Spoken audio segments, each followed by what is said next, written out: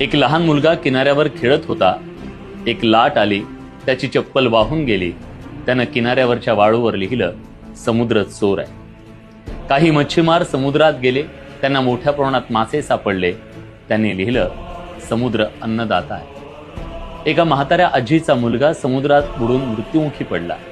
त्या आजीनं लिहिलं, समुद्र खुनी आहे.